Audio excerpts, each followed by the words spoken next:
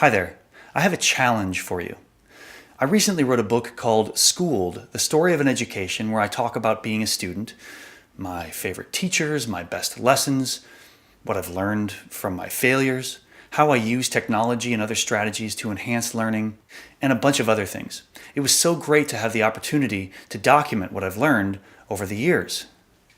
But I want to hear what you have learned. I want you to share the story of your education.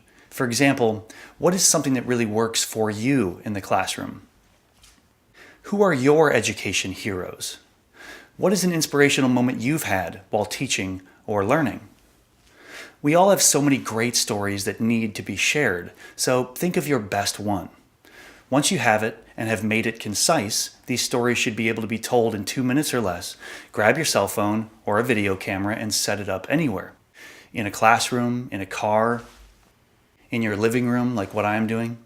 Then hit record, tell your story, hit stop, upload it to YouTube, and then follow the directions at schooled.lodgemccammon.com to share it with me before the deadline.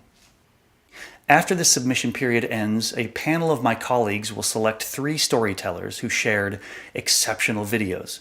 Each will receive a $50 Amazon gift card for their classroom or a classroom of their choice.